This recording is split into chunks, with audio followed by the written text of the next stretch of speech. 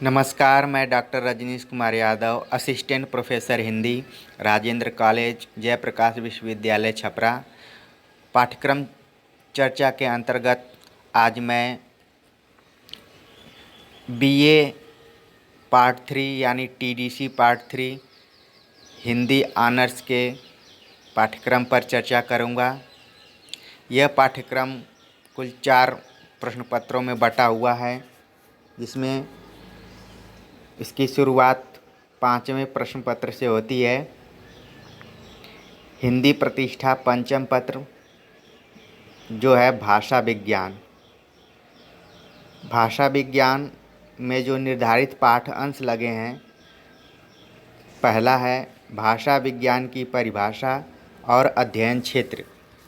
इसके अंतर्गत भाषा की परिभाषा, भाषा विज्ञान की परिभाषा, इसका अध्ययन क्षेत्र कौन कौन सा है और भाषा का विकास कैसे हुआ, भाषा की विशेषताएं कौन कौन सी हैं, आदि विषयों पर बात की जा सकती है। दूसरा, भाषा उत्पत्ति के प्रमुख सिद्धांत। भाषा उत्पत्ति के प्रमुख सिद्धांत दिए गए हैं, जिनमें दिव्योत्पत्ति सिद्धांत, संकेत सिद्धांत, रणन सिद्धांत, श्रमध्वनि सिद्धांत, टाटा सिद्धांत, इंगित सिद्धांत आदि पर चर्चा की जा सकती है। तीसरा, हिंदी भाषा का विकास। हिंदी भाषा का विकास कैसे हुआ, हिंदी शब्द का अर्थ, हिंदी भाषा की उत्पत्ति, भारतीय आर्य भाषाओं का विभाजन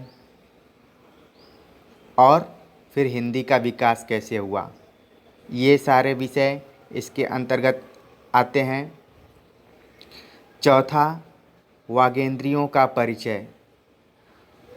वागेंद्रियों जहाँ से वर्ण उच्चारण होता है, जैसे कंठ, तालु, मूर्धा, ओष्ठ, दंत्य इत्यादि, इनका अध्ययन करना है। पांचवा है हिंदी ध्वनियों का वर्गीकरण। हिंदी ध्वनियों का वर्गीकरण कैसे हुआ है, उसका अध्ययन करना है। छठा, हिंदी स्वर और व्यंजन ध्वनियों का परिचय एवं वर्गीकरण। हिंदी में कुल 11 स्वर और 33 व्यंजन ध्वनियाँ हैं, जिनका उच्चारण स्थान के आधार पर कौन कौन सा उच्चारण स्थान है, सघोष, अघोष, अल्प प्राण, महाप्राण इत्यादि का अध्ययन इस शीर्षक के अंतर्गत किया जा सकता है। सातवां है भाषा परिवर्तन के कारण। भाषा परिवर्तन के कई कारण हैं, जैसे शब्द परिवर्तन, अर्थ परिवर्तन, ध्वनि परिवर्तन, वाक्य परिवर्तन, तो इनका अध्ययन किया जाएगा, जिसमें 2 परिवर्तन इस पाठ्यक्रम में शामिल भी किए गए हैं, जिसमें जो 8वां बिंदु इस पाठ्यक्रम में आता है, अर्थ परिवर्तन के कारण, 9वां ध्वनि परिवर्तन के कारण। 10वां भाषा विज्ञान के विकास में भारत का योगदान। भाषा विज्ञान के विकास में भारत का क्या योगदान रहा है, उसका अध्ययन करना है, जिसमें भाषाविदों में अगर प्राचीन भारत की दृष्टि से देखें तो पाणिनि, कात्यायन, पतंजलि इत्यादि प्रमुख भाषाविद आते हैं। उनका भाषा के बारे में क्या विचार रहा है, उसको पढ़ना है। 11वां बिंदु जो है वह प्रमुख भाषा वैज्ञानिकों का परिचय।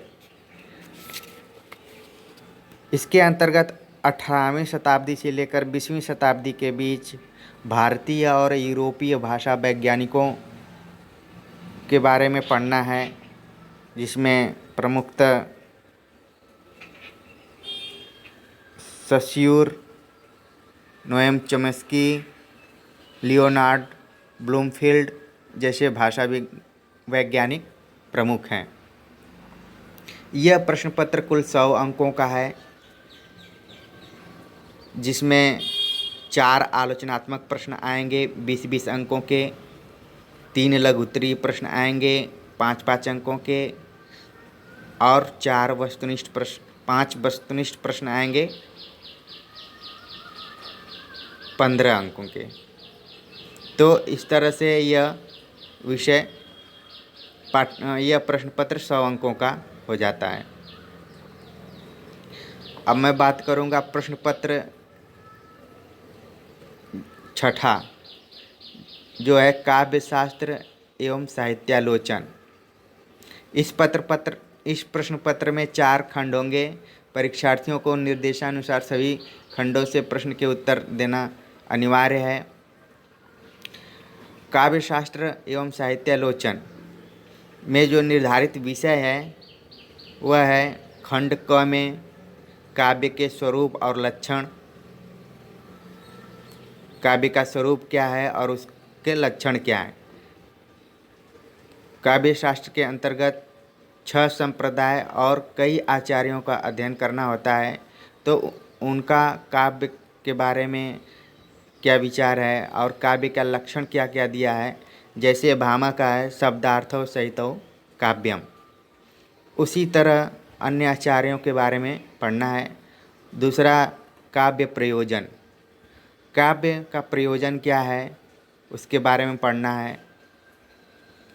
काव्य का गुण, तीसरा काव्य गुण, चौथा काव्य रीति, पांचवा शब्द शक्ति, शब्द शक्तियाँ, अभिधा, लक्षणा, व्यंजना, इनके बारे में पढ़ना है। छठा रस के स्वरूप, इसमें भाव, विभाव, संचारी भाव और रस कितने हैं इसके बारे में पढ़ना है। रस निष्पत्ति सिद्धांत, जिसमें प्रमुख आचार्यों में भट्टलोलट, शंकुक, अभिनवगुप्त, भट्टनायक इत्यादि के सिद्धांतों को पढ़ना है। 7वां साधारणीकरण, जो भट्टनायक से शुरू होकर आधुनिक आलोचकों ने इस पर विचार किया है, जिसमें रामविलास शर्मा, नगेंद्र, नंदुलारे वाजपेयी जैसे आलोचक अपने विचार दिए हैं। खंड ख के अंतर्गत नाटक के तत्व, कहानी और उपन्यास में अंतर, निबंध का वैशिष्ट्य, आलोचना का महत्व एवं प्रकार, इसे पढ़ना है। खंड ग में अलंकार, कई अलंकारों का नाम दिया है, जिसमें शब्दालंकार, अर्थालंकार दोनों शामिल हैं। अनुप्रास, यमक, श्लेष, रूपक, उपमा, विभावना, विशेषोक्ति, काव्यलिंग, अप्रस्तुत प्रशंसा, समासोक्ति, अतिशयोक्ति, भ्रांतिमान। कुछ छंदों का नाम है इसमें, जिसमें सोरठा, चौपाई, छप्पय, कुंडलिया, रोला, बहुत सारे छंद लगे हुए हैं जिनका अध्ययन करना है। यह प्रश्न पत्र भी कुल 100 अंकों का है, जिसमें खंड क के अंतर्गत 2 आलोचनात्मक प्रश्न आएंगे 15-15 अंकों के। खंड ख से 1 आलोचनात्मक प्रश्न आएगा 15 अंकों का। फिर खंड ग से अलंकारों का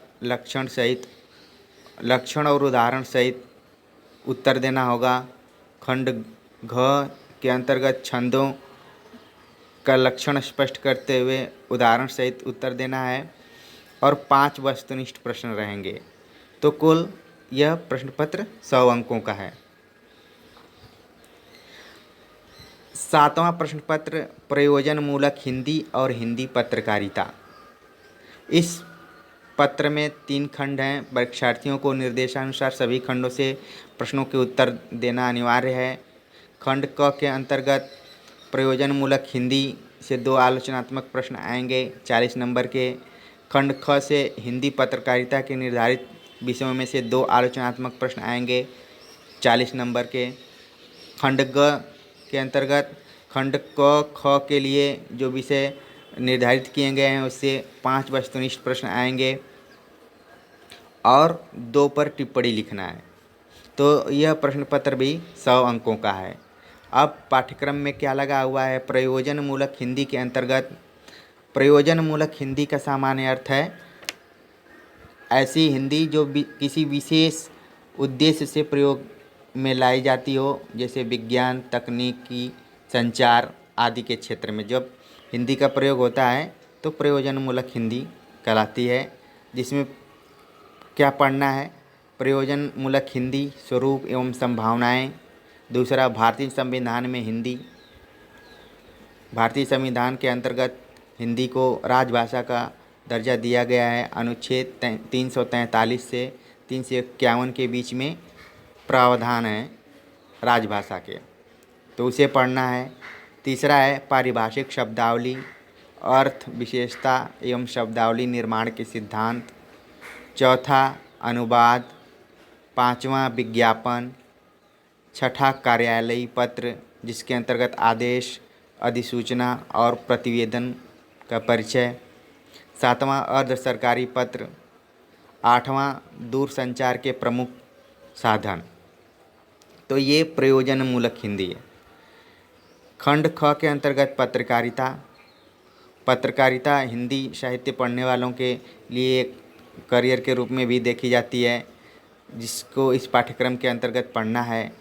पत्रकारिता, अभिप्राय एवं महत्व, हिंदी पत्रकारिता के विविध प्रकार, भारत का स्वाधीनता संग्राम और हिंदी पत्रकारिता, भारत में पत्रकारिता से संबंधित कानून, समाचार के विभिन्न स्रोत, प्रेस विज्ञप्ति, प्रेस नोट और प्रेस पत्र, समाचार लेखन के प्रमुख तत्व, संवाददाता के गुण एवं श्रेणियाँ। इन विषयों पर इस खंड में पढ़ना है। टिप्पणी के लिए कुछ निर्धारित विषय हैं, जिसमें त्रिभाषा सूत्र, अनुस्मारक, इंटरनेट, कंप्यूटर, साक्षात्कार, प्रूफ रीडिंग, खोजी पत्रकारिता और शिव पूजन सहायकी पत्रकारिता। तो यह पाठ्यक्रम प्रयोजन मूलक हिंदी और हिंदी पत्रकारिता 2 खंडों में बटा है और बड़ा थोड़ा सा विस्तृत पाठ्यक्रम हो जा रहा है, तो इसको भी बहुत बारीकी से पढ़ने की ज़रूरत है। 8वां प्रश्न पत्र, इस पत्र में 2 खंड हैं और परीक्षार्थियों को निर्देशानुसार सभी खंडों को करना अनिवार्य है। यह भी 100 अंकों का है और यह पाठ्यक्रम संस्कृत काव्य ग्रंथ पर आधारित है। संस्कृत साहित्य का इतिहास भी पढ़ना है। तो खंड क और ख, खंड क के अंतर्गत संस्कृत काव्य ग्रंथ से एक आलोचनात्मक प्रश्न आएगा 20 नंबर का, और निर्धारित ग्रंथ से एक अर्थ लिखने के लिए आएगा 10 नंबर का। संस्कृत साहित्य का इतिहास से एक प्रश्न आएगा 20 नंबर का, और खंड ख से साहित्यिक विषयों पर 2 निबंध लिखने के लिए आएंगे 25-25 नंबर के 50 अंक। तो इस तरह से यह कुल 100 अंकों का हो जा रहा है। अब निर्धारित ग्रंथ कौन कौन से लगे हैं। पहला है रघुवंशम, कालिदास का। रघुवंशम का 2य सर्ग पढ़ना है। संस्कृत साहित्य का इतिहास के लिए जो पुस्तक लगी है पंडित बलदेव उपाध्याय की, संस्कृत साहित्य का इतिहास। संस्कृत साहित्यिक निबंध के लिए कौन कौन से टॉपिक हैं उसको पढ़ना है। पहला, आदिकाल की प्रवृत्तियाँ। दूसरा, भक्तिकाल की सामान्य प्रवृत्तियाँ। तीसरा, भक्तिकाल स्वर्णकाल क्यों है। इस चौथा, निर्गुण काव्य की विशेषताएं। पाँचवा, सगुण काव्य की विशेषताएं। छठा, रीति काव्य की विशेषताएं। सातवां, छायावाद। आठवां, प्रगतिवाद। नौवां, नाटककार जयशंकर प्रसाद। 10वां, कथाकार प्रेमचंद। और 11वां, दिनकर का काव्य। तो साहित्यिक निबंध के लिए जो निर्धारित विषय थे ये कुल 11 विषय हैं। तो अगर विद्यार्थी परीक्षा से पहले अपने पाठ्यक्रम को अच्छे से समझकर परीक्षा देने जाए तो लगभग उसका आधा जो पाठ्यक्रम है वो कवर हो जाता है। और जो लघु उत्तरी, अति लघु उत्तरी तरह के प्रश्न आते हैं उनका उत्तर लगभग पाठ्यक्रम